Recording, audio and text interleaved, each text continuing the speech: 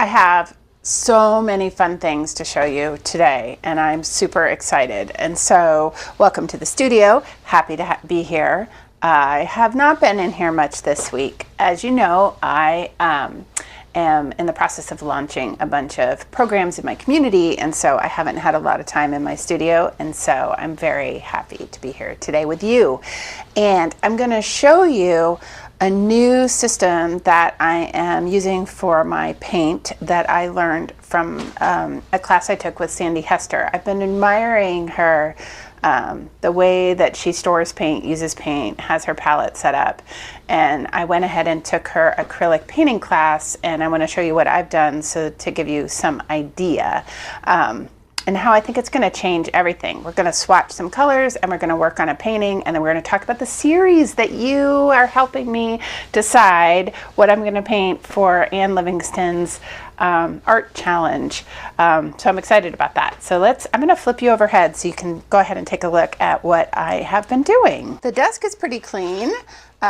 Let me show you, I got new cards made. I'm going to be speaking at a bunch of conferences this year, and so I had new business cards made, and I think they're just really cute. And so that's kind of fun, isn't it? Kind of bright pink. I love that. So these were actually printed. I had never used the Canva printing option, and so used that. Comes in this really cute box, and yeah, they're really nice quality. They're really, that's thicker paper, and I like rounded corners. So yeah, I think it's kind of fun, isn't it? It's kind of fun. Anyway, so that was on my desk. And of course my coffee is on my desk. And let me show you.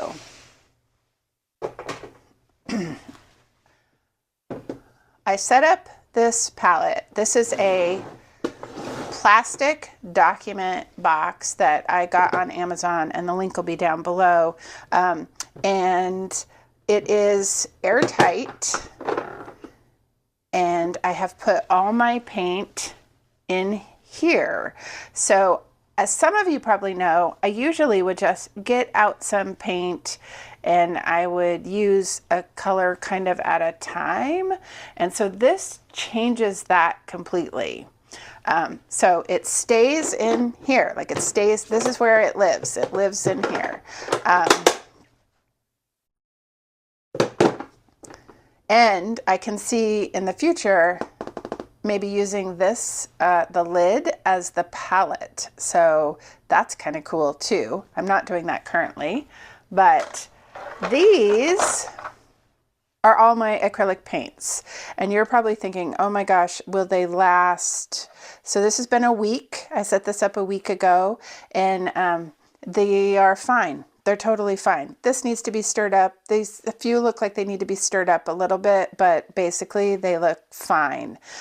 These are pudding cups, like Jello pudding, that I have saved. And I have used them to mix paint anyway. So they fit perfectly. I also had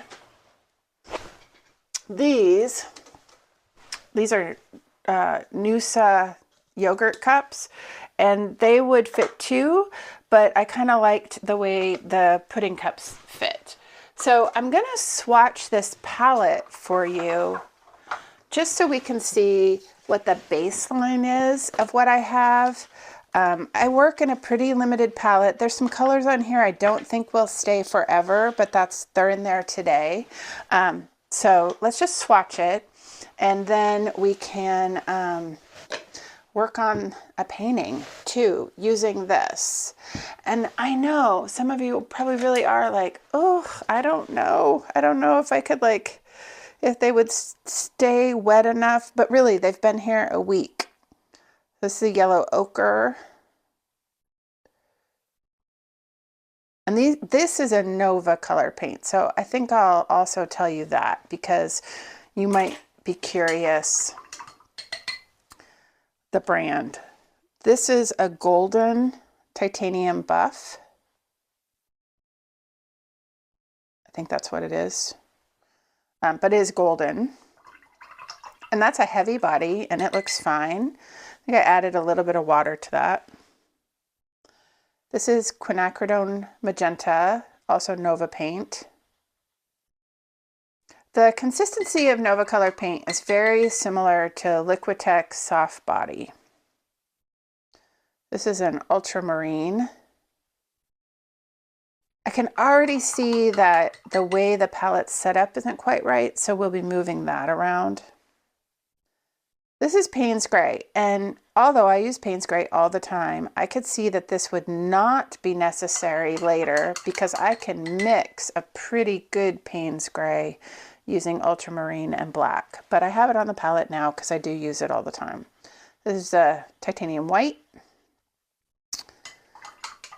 I maybe don't need both of these, but for now.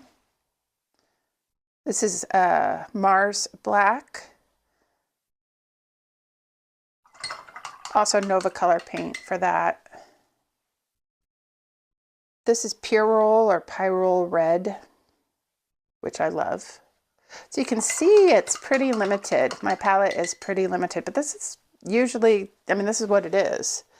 This is blue green, and although I could probably mix this color, I like that color because I like it with white, I like it with yellow.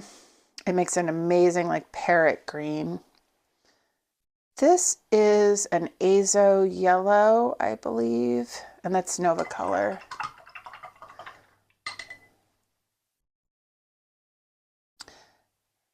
This is that purple, that dioxazine purple. This is golden, and I have watered this down just with water, and it is fine. It is fine. Let's see. This is that Jenkins green.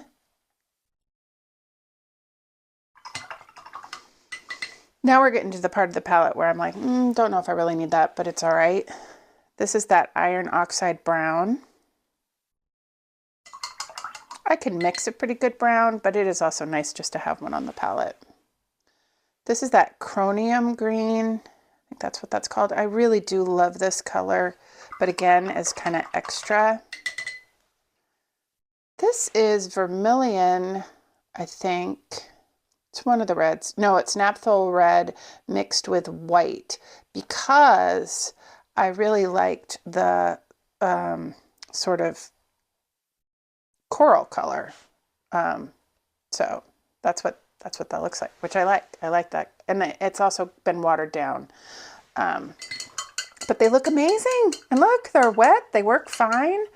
And so there's some benefits to this. So when I'm painting, I can just pull it out and paint. So I did this quick 5-minute painting the other day. I opened the palette. This was the first painting that I have used that palette with. I was able to mix paint on a palette paper, which is not something I normally do either.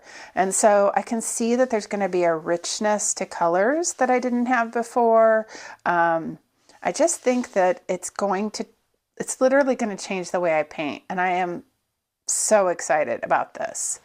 One of the things that I can do is, of course, like I said, mix colors on this palette paper, but I can also use these little cups if I want to mix a little bit more paint from these colors. That's a possibility too. What didn't end up on the palette, which I'm surprised, is pink, because I use pink all the time. But my thinking was I could just mix a pink when I need it. We'll see. I may end up having to drop a color to add a color, and that's okay too.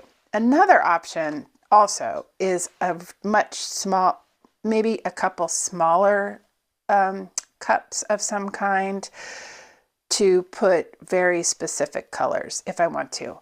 I also have, this came in a set of 2, so I literally have 2 of them, so I could do 2. But I don't know, I'm just so excited, and I'm excited for the way this is going to change my work, and I'm excited to be able to access all my colors all at once, and I'm excited to use a limited palette. Yeah, I just really feel like this is for me, just such a change in the way that I'm going to work. And yeah, it's amazing. It's amazing. So palette set up, Kind of cool, huh? Kind of cool. Let's work on the behind the couch painting and put some trees in using this palette. So I've been working on this with you. I haven't done anything else, but we have some trees sketched out in here. So let's go ahead and put those in. And so I have this all new for me. Like, I'm used to like putting out a little bit of paint. And I think part of why this all is a change for me is that I would put out like a little bit of paint and I would not want to use, like, it felt wasteful. Like, that's why I wouldn't put out tons of paint, because it just felt wasteful. And I struggle with that. You know, supplies are expensive. And so I think that partially what this will challenge me is to not worry so much about that, you know. And I know some of you are gonna say, oh, but what about contamination? Like dipping, I already do that. Like dipping in one color and then dipping in the other color. I already do that. So that's not gonna be a change for me. Like that's not new. This brown just isn't dark enough. So let's see what we can do here. Let's make this a little darker.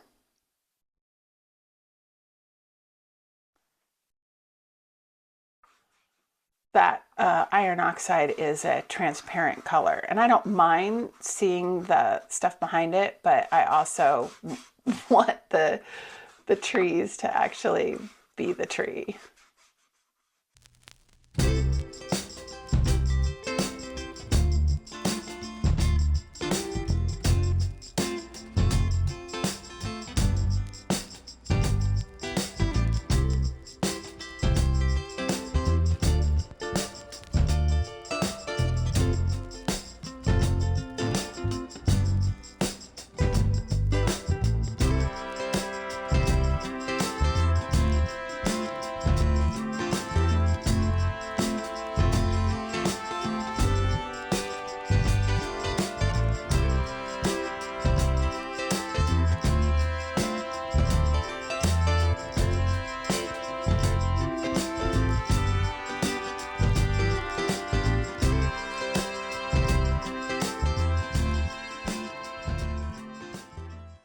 We'll take this one down and I'll put the other one up to see if we can get some trees in that one.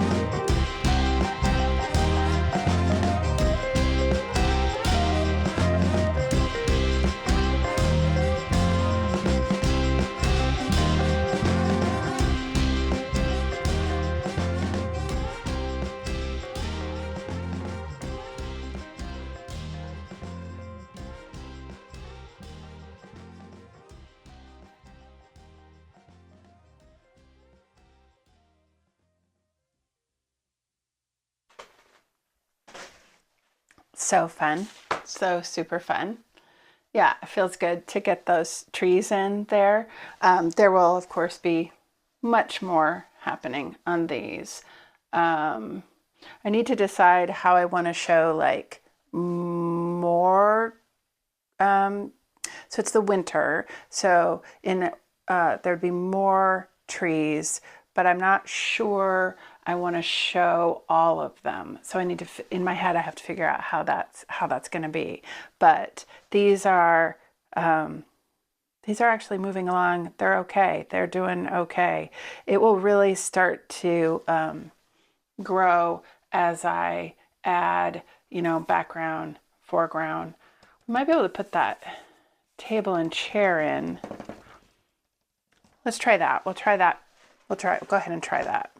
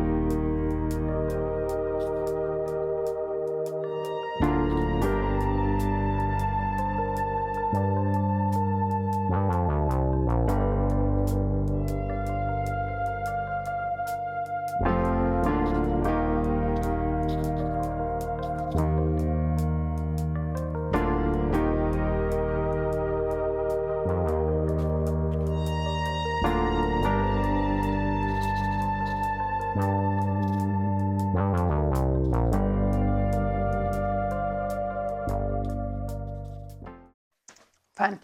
So that's just the back of the chair.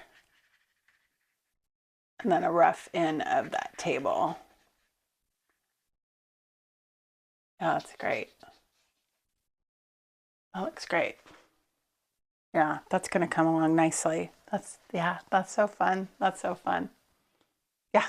All right, let's talk about the series that I'm working on. These have to dry before I can put in any more of the background or really do much else. So just let these fully dry. It's always good. It's giving me a pause to think about it. So we'll do that.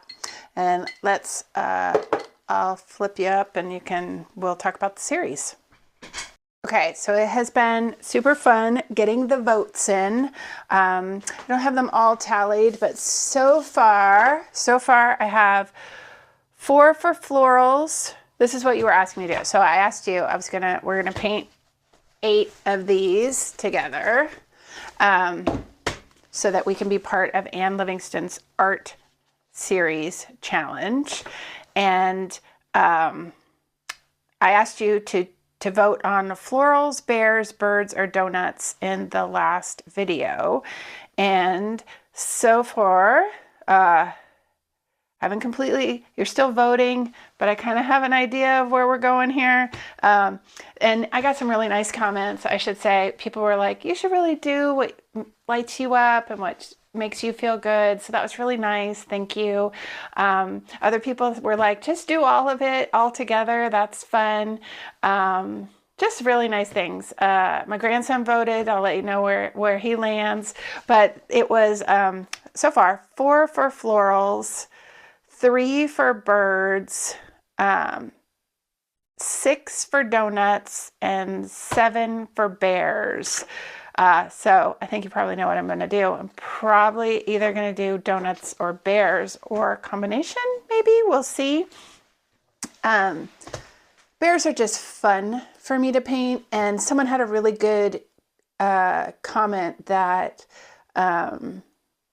I have a really busy time when this is all being done. And so doing something that lights me up, that's not particularly hard, that isn't like gonna, you know, that I'm gonna puzzle over necessarily, and that just feels good, makes sense. I will say though, I also really love florals, so we might see some of this in here in this.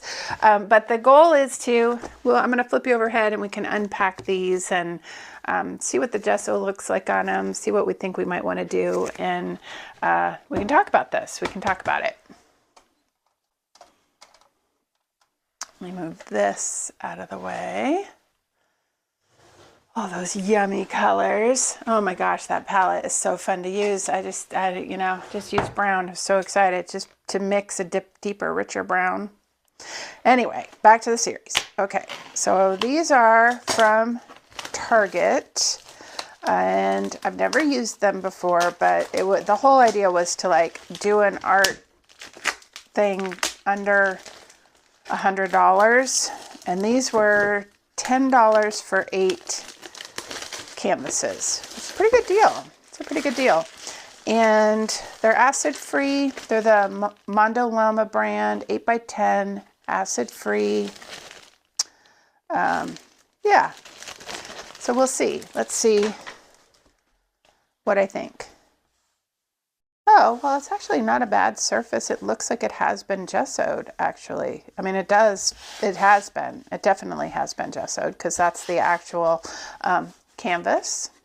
And then that's that. So they must do some process. So, we might do a gesso, a colored gesso.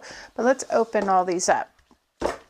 So my thought for the paintings was that I could do bears that are eating donuts or have floral crowns, and that's kind of where I'm going.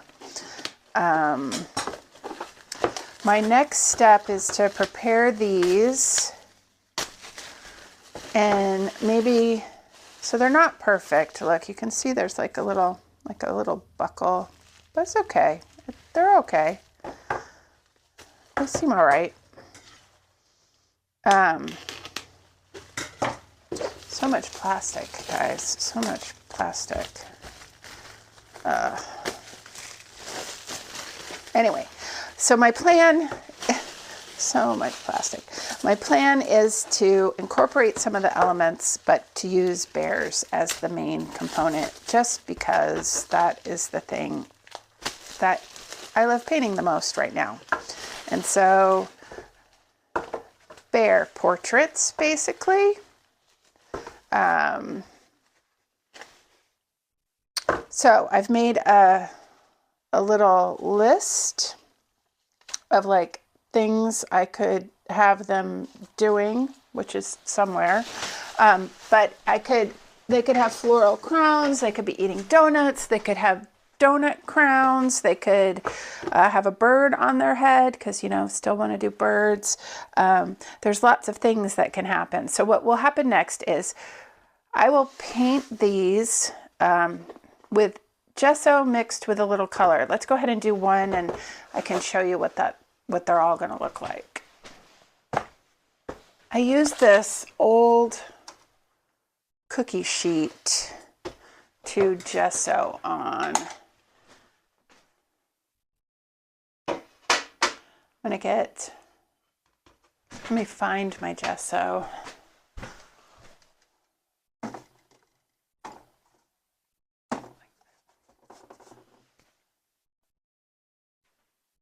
Okay, I use the Liquitex gesso. I just like it.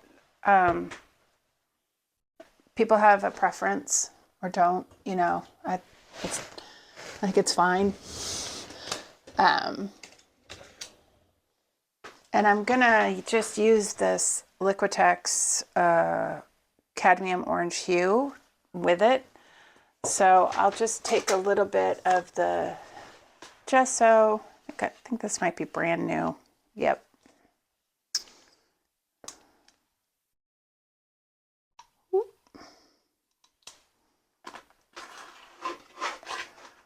Some people water down their gesso. I don't really do that. I don't use a ton of it. It's just so I know that the surface is prepared kind of the way that I would want to prepare it. You know, oh, look at that. It's kind of fun. Wish there was a use for those because those are kind of fun. Yeah, just gonna, so some of them will probably be orange. Some of them will probably be, yellow ochre. Some of them will probably be a pink, but just to get a toned ground.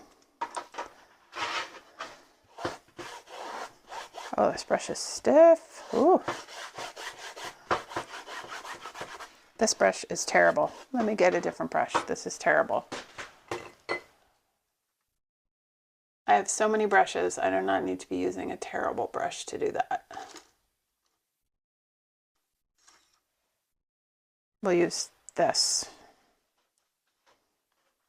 Yeah, much better. Okay, much better. I think I've used glue or varnish on that brush, and it's just not as clean. So that's pretty. Sort of a light baby pink.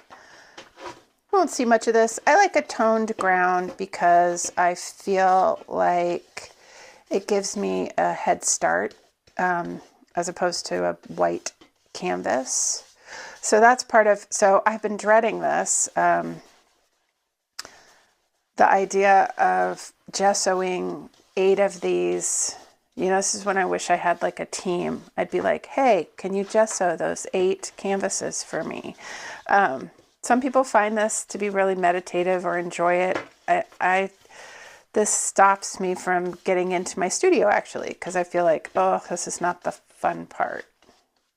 So I have to say, I've had this on my mind, but haven't acted because it's like, oh, not fun. You know, I'm going to go ahead and do the sides because I will be painting the sides. I will be. I know that.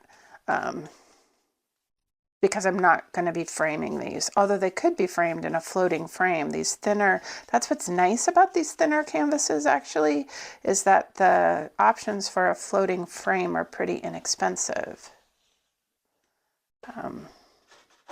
But for this exercise, I will not. So remember, this is part of my challenge is that not just to paint the paintings, but it's to put them on my website for sale. That's what I want to do. I haven't done that before. That's something I want to do this year. Is like put my paintings up for sale on my website.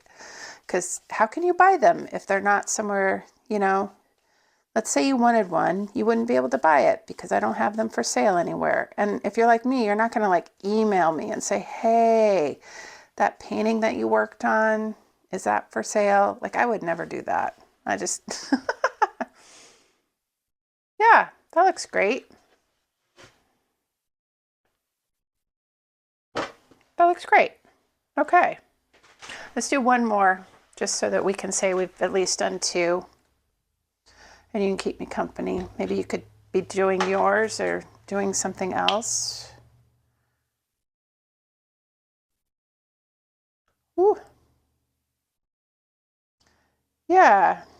You were all so nice about voting on what I could do and just so, I don't know, supportive. Like whatever I chose would be good. And that, wow, that's a nice feeling, you know, like I don't really have that in my real life. I don't have, you know, of course my family is super supportive, but like, I don't have like a big group of art friends and I just really don't have that. And mostly it's because in my community, they don't see me as an artist. They see me as a community organizer. And so, you know, it's funny the hats that you wear and how people see you. But I don't know, that's part of what I want to cultivate this year is more in real life art friends, buddies, you know, so you could talk about your work out loud to someone and they could talk about their work out loud to someone. I think that is a vital thing. So that's a goal I have. I was listening to the book, The Let Them Theory by Mel Robbins, who has a channel on YouTube, by the way. She's amazing. And there's a whole chapter on adult friendships, and she was saying that you needed 200 hours with a person to develop a deep friendship. 200 hours. Like, that's hard to, I mean, think about that. That's like a lot of time. That's many days in a row all together, like with a person. And, you know, if you work or have family or, you know, have kids or whatever, like the idea of investing 200 hours in another adult human, that's a lot. But that's like what the studies show. To like develop deep friendships with someone, you need 200 hours of time with them. So I feel like I need to go out there and do that. Like, you know, like spend some time with some people to make deeper friendships. And she also said that in adult friendships, in the chapter, it was interesting in adult, is that they are,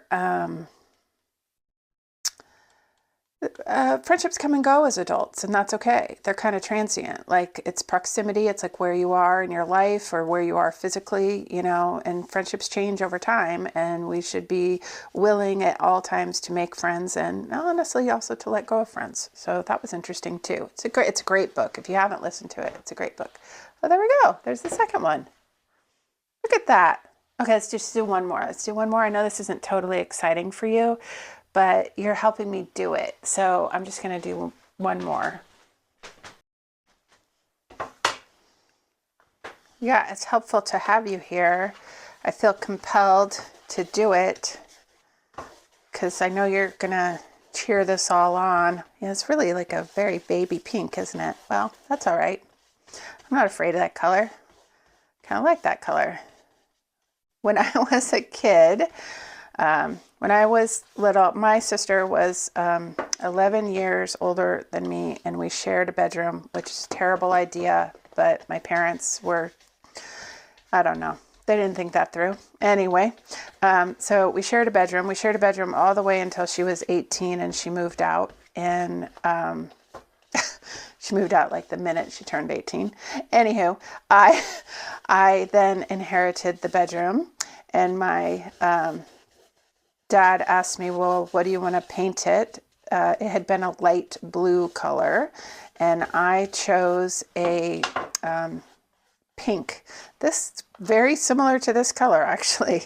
A little bit more bubblegum, maybe. That's a lot for a bedroom. Just want to, I don't know if you have kids that have a pink bedroom, but it's a lot. It is a lot.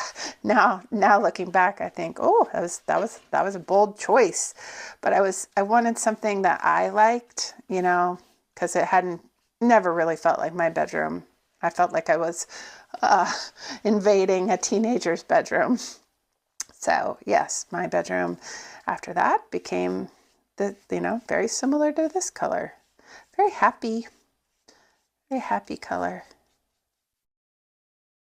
So I know that some people are way more intense about this gessoing process. They will sand the gesso so that it's even finer. I'm just trying to lock in so that paint sits on the canvas instead of soaks into the canvas. That's all I'm doing here. I'm not trying to have such a refined surface. I like texture, and so that's never a problem for me. But see how, like, it's time consuming, guys. It's time consuming. All right. Thanks for hanging out with me. Oops. We got 3 of them done. That's pretty good, right? I'll keep working on them. I'll keep working. And thanks for voting, and thanks for cheering me on and having such kind words. And whatever you're making, it's worth it. Put pencil, paper, scissors, paintbrush, whatever you need to do, just do it. Make a thing. I think we need more making to happen. And so, yeah, make some stuff, and you're never wasting paint. Remember, you are never wasting paint. And I will see you next Sunday.